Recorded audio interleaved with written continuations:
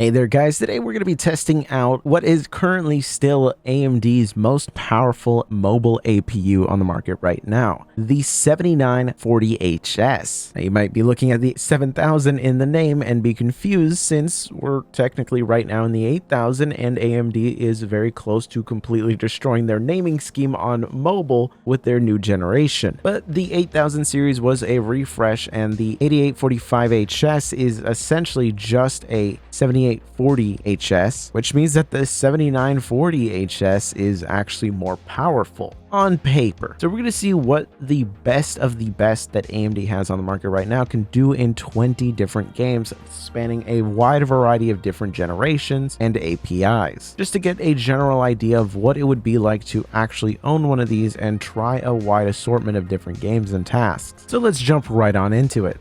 So the first game we're taking a look at is Returnal, one of the most demanding games on PC and one that really pushes the limits of these mini PCs. Here we have it running with the lowest in-game graphic settings and we are using FSR. And it is all the way down to the performance preset, but this is the best result we've pretty much ever gotten on a mini PC, which makes sense. This is, as of right now, still the best APU that AMD has on the market, even beating out, technically on paper, the 8845HS, specifically just because it is a 7840HS just rebranded. So technically it does have a lower clock speed than the 7940HS. So if you're looking to see the best that AMD has available right now, this is pretty much it, and it is giving us an actual playable result here in Returnal, which is something pretty much no other mini PCs are able to really replicate without having a DGPU or this exact APU. And the great results do actually continue.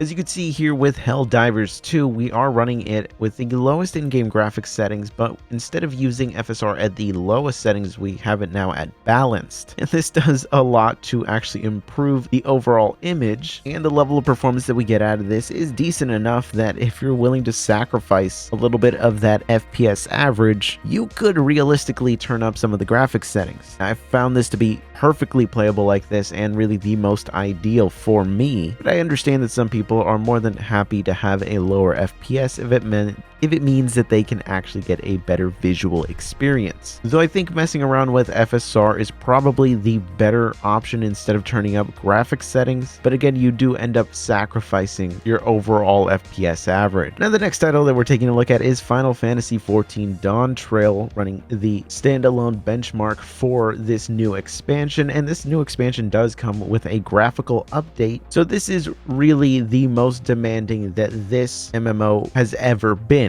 And running this with the standard laptop graphics preset, we actually do end up getting a pretty decent result that, while not high FPS, and it does rely on FSR to try to get us as close to 60 as possible, and we don't quite get there, this is still a playable result for this type of game. And of course we do have a little bit of headroom if we want to mess with some of the graphics settings to try to maximize our performance, but I think that the standard laptop settings is really the most ideal here. You really still get a lot of the benefits of this graphical update while getting a very playable result. Now, Ghost of Tsushima has always given some great results on APUs because of the fact that it actually is a relatively old game that just got released on PC. And as a result, at the medium graphics settings, we actually get a really great result with both 1% lows and an FPS average that are consistent and overall give a pleasant experience. But the game also does support a brand new feature that has really been popping up in a lot of titles lately, and that is frame generation. And luckily, with this APU, we're actually able to use this feature to get some really great results in terms of our 1% lows and our FPS average. The game overall feels really consistent to play. In fact, that was the biggest difference that I actually ended up feeling while playing this. I wouldn't say that the higher FPS really feels so much smoother, as much as what ends up happening is that the frame rate becomes a lot more consistent, and you can see by the fact that our 1% lows and our FPS average are extremely close to each other now. So any kind of fluctuations or kind of hitches that would happen here and there while playing without frame generation are practically eliminated here, and it's really the most impressive aspect of this. And visually speaking, the frame generation here actually looked really decent. It didn't have really any noticeable artifacts while playing the game, If you do slow down the footage and go frame by frame, you can see ghosting specifically in objects that are moving around you, but you really have to get aggressive with the movements to make it noticeable. This certainly is not the case in all titles. The next game we're looking at here is Spider-Man Miles Morales, and it is running with the medium graphics settings. And to be fair, with FSR at the quality preset, we already get a very nice result in this game, getting practically a 60 FPS average with 1% lows that are consistent enough to give us an overall fun experience. Don't really feel like I'm missing out on much of anything, and the medium graphics settings also already look really nice, so I don't even really feel the need to have to turn anything up. But the game was updated to support frame generation, so we can actually enable that to boost our overall performance. And by doing that, we actually do see some pretty massive improvements in both our FPS average and our 1% lows. And it does actually make the game feel more consistent, though to be fair, this is another title that I also played with a controller, so I'm not sure if playing with a mouse and keyboard would make the frame generation feel worse, but at least on a controller it just felt nicer and more consistent. But it didn't really matter because the ghosting that was happening is significantly more noticeable. I'm not sure if this is going to translate well onto the YouTube video, as I know YouTube tends to compress the hell out of any footage, but around the edges of Miles, you can pretty much see a trail of kind of a black shadow. And it really seems like what is happening is that the frame generation is leading to some kind of ghosting, because this is not apparent when I only have FSR on. When I have FSR with the frame generation, then I can actually see this trailing around. It's not noticeable all of the time. I would be lying if I said it was distracting most of the time, but it is noticeable enough that if you're kind of a stickler for this stuff, it might be a problem.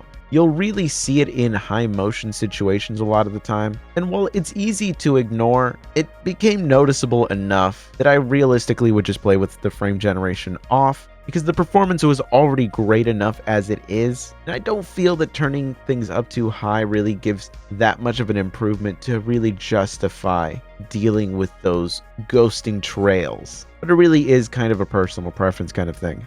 So taking a look at The Witcher 3 Remastered running at the medium graphics settings, and we are using FSR with the dynamic resolution scaling. Here it actually does a pretty fantastic job because we do end up hitting that 61 FPS average with 1% lows in the high 40s, meaning that overall this is a very nice consistent experience, which is great to see because you don't need to revert back to the older version to actually get a playable experience. And at the medium graphics settings, we aren't exactly playing at potato visual qualities. So overall, a fun surprise for me, since I genuinely thought that I would actually have to turn things down by going with the original version of the game. But this APU really surprised me, and it did a great job here. And really, FSR dynamic resolution scaling is the thing that makes these games actually playable. And here it just does such a great job.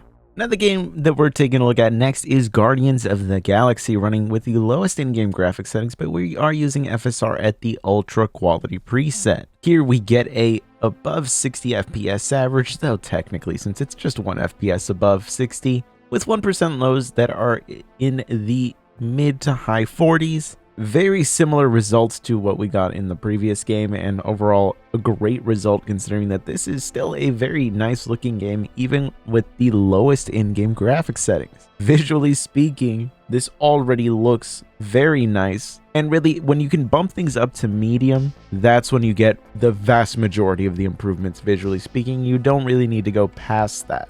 Now, a game that saw a recent update that really changed the visuals dramatically was Counter-Strike Global Offensive, that is now Counter-Strike 2. And while it has become very demanding to the point where it has pushed out the Vega APUs from really being playable on here, this RDNA 3 based APU is doing fantastic with the highest in-game graphics settings. The only thing that we didn't really adjust is the AA. That is just at 2x, as I never really found it necessary to go past that with source games, but everything else is at the high graphics preset, and the result here is really great. And of course, this is an unrealistic result on how you should even play this game. Most people are going to be playing this at the lowest in-game graphics settings and just setting the textures and models to their highest. And that's about it. And in that case, you'll get an even better result than this, but I just wanted to use this as a stress test for you lunatics that would rather have CS2 look the best than perform the absolute best. I also decided to give Dying Light 2 a go on here with the lowest in-game graphics settings, but we are using FSR at the balance preset instead, and this still gives us a really nice result where our FPS average ends up at 52 and our 1% lows are right above 30 at 34.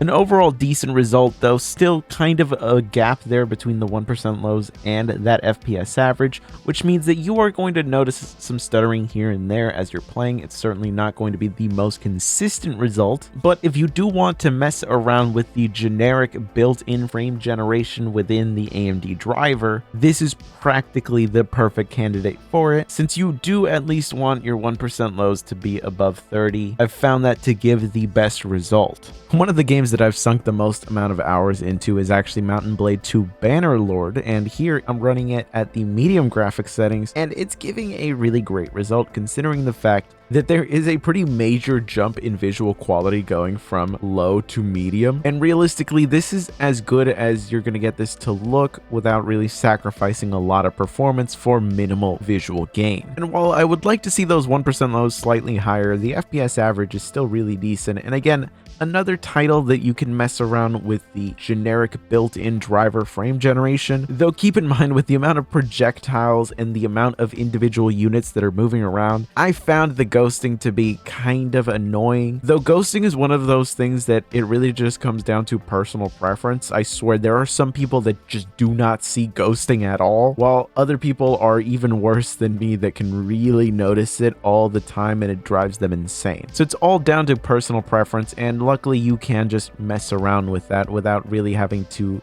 do too much. Now, Tiny Tina's Wonderland is a game that I really enjoy benchmarking because visually speaking it lends itself really well to both the highest and lowest graphics settings, and here running it with the medium in-game graphics settings with FSR set to the quality preset, we actually get a really nice result that is an above 60 FPS average at 64 with 1% lows that are at a range that I am far more comfortable with, being in the mid 40s. See, at this range, the fluctuations are a lot less noticeable. And again, another title that is a prime candidate for testing out the generic built-in frame generation if you're so inclined to do so. Personally, I didn't find it necessary at all on here, and I didn't really think that there was any improvement, though I also found the ghosting to be very minimal, so there's kind of just no real downside to having it on, though there's also really no improvement. Now, the next game we're taking a look at is Rainbow Six Siege, running at the ultra graphics settings with FSR set to the ultra quality preset. And here the performance that we're getting is actually really great because our 1% lows and our FPS average are actually very close to each other, which means that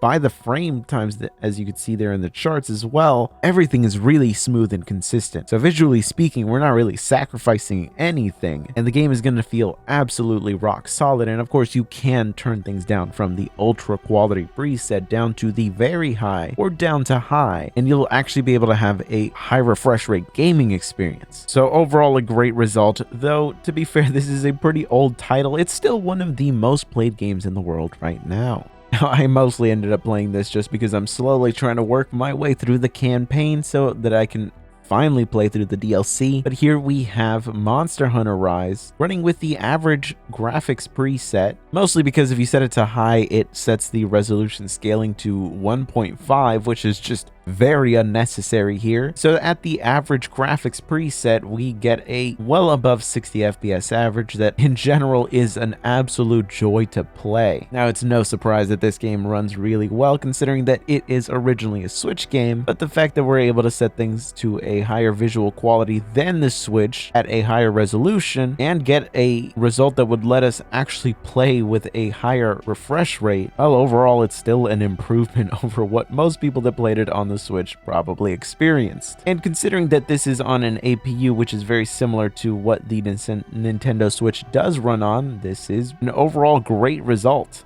But one of the games that really impressed me the most was actually Red Dead Redemption 2, running with the lowest in-game graphics settings, which visually speaking actually still look really nice. And the key point that actually impressed me was the fact that we got very consistent 1% lows and the FPS average, and we didn't have to use FSR. What that means is that if we activate FSR, we would get a improvement in our overall performance. But if you don't want to have to deal with the visual quality impact that comes with FSR, because even at its highest quality presets, it does still have a noticeable reduction in quality at 1080p, well, we're still able to get a really great result here without having to make that visual sacrifice. And considering how popular this game is, it's actually really impressive to see an APU that's able to do this. Considering that many of the people that played this game on consoles were playing it at a 30 FPS or sometimes the sub 30 FPS experience, this is really just overall much nicer, and visually speaking, it still looks really nice. Of course, Rise of the Tomb Raider is a title that gets benchmarked pretty frequently just because it has a built-in benchmark, and that's exactly why I'm using it here. Still, we're running this at the medium graphics settings, and we get a great result for both the FPS average and 1% lows, and here we could actually mess around with things and more than likely get up into the high graphics settings without much of a drop-off at all. But I find in most titles that medium and high kind of just don't have much of a visual difference, so I tend to prioritize having the best experience in terms of FPS rather than getting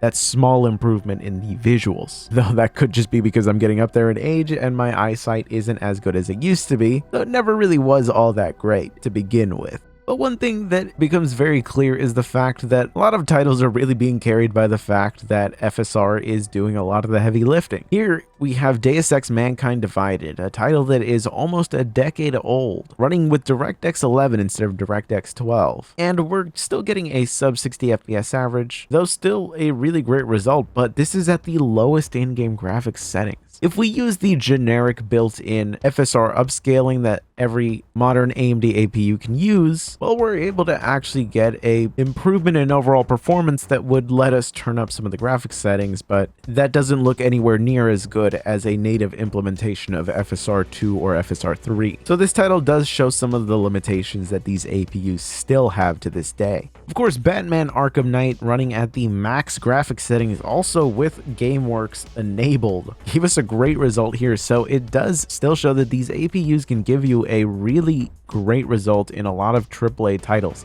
This is still a fantastic game to play, and visually speaking, it still looks really great even to this day. See, graphics have kind of plateaued in a lot of ways where games from a decade ago still look visually really nice because art style and art direction carry things a lot more, since we're at the point of diminishing returns in terms of making textures more higher quality and just really trying to recreate a real life image. So the fact that we're actually able to use some tech on here that also was pretty much exclusive to just NVIDIA GPUs, and we're able to do that on an AMD APU all these years later and still get a better result than console players were at the time is really impressive to see, especially considering how small this little computer really is. The next game that we took a look at is Doom 2016, running at the medium graphics settings, and I did also use the TSSAA anti-aliasing, and overall the result that we got here is ultra smooth. It feels incredible to play. Playing this on a high refresh rate OLED display was honestly remarkable, and visually speaking it also looked great. I just don't see a reason to have to go higher in terms of the graphics considering how great this feels, though if you're just on a display that is only going up to 60 Hertz, you can turn things up, but nowadays high refresh rate displays are so cheap that you really should just get one. There is no reason to be gaming at 60 Hertz in 2024. You should be at 140. You should be at 144 Hertz minimum, and really 240 Hertz displays are so cheap nowadays that there's practically no reason to not get one of those either, unless you're really trying to pinch some pennies.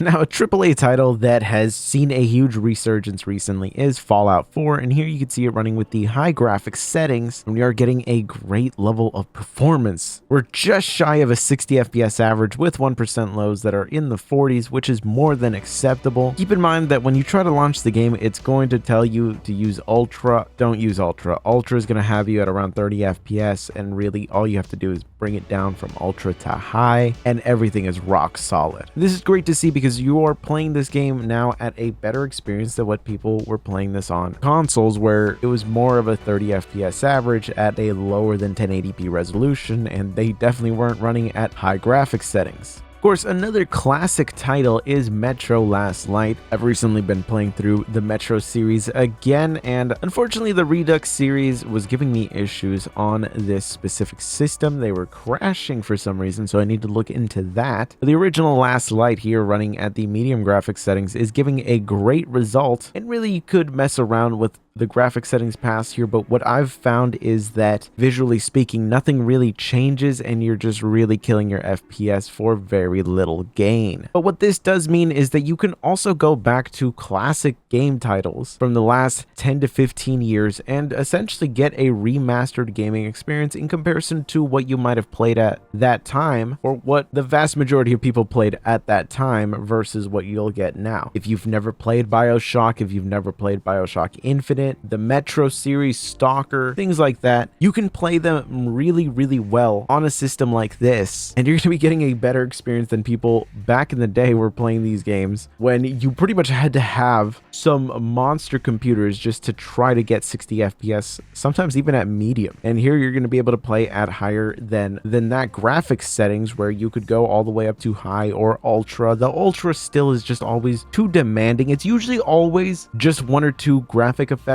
that are really demanding that give you pretty much no visual improvement. But you can do that on a lot of these titles, and that's really one of the biggest advantages of being able to play games on PC like this. One of my favorite examples is Alien Isolation, where here you can see it running at 1080p with the ultra graphics settings, and we are getting a high refresh rate gaming experience here. That means that on this system, we could actually run this at 1440p. That is the advantage of being able to get a little system like this that is extremely compact, where you're able to run natively these titles that are essentially from a wide variety of different consoles. So not only are you able to emulate games on a system like this, but you could just run these titles natively on Windows and get a really great result that is better than anything that anybody on consoles ever had. So you have multiple consoles in one little box, and being on Windows means that you have a lot of modability, something that console gamers are always locked out of.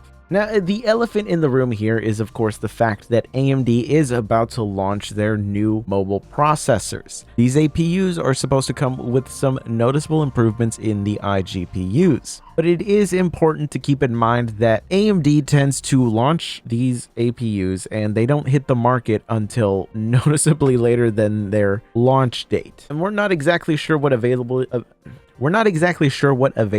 is even going to look like for the rest of this year, and I'm expecting to see some price increases with the release of these new APUs due to the fact that the performance jumps that we are expected to see are really starting to get extremely competitive with dedicated GPUs. And unfortunately, in the DGPU market, AMD has been getting absolutely slaughtered. So I would not be surprised if they're going to try to recoup their R&D budget by pricing these very, very in-demand APUs at price points that start to look pretty rough for average consumers. So if you can find a great deal right now on these previous generation RDNA 3 based APUs, there's a lot to be had here. I mean, as of right now, as of the date of this video being posted, this is the best APU that AMD has on the market when it comes to mini PCs. The only thing that is better is essentially just the desktop processors, and that is a completely different market segment. If you're looking for something compact, something powerful that isn't really going to be using all that much power from the wall, there is just nothing on the market that beats this. Nvidia and Intel right now cannot compete with this, though with ARM becoming a viable option now on Windows, things might change and we might actually see Nvidia jump into the market. We'll have to wait and see. As of right now, I'm extremely impressed with this APU and I can highly recommend it.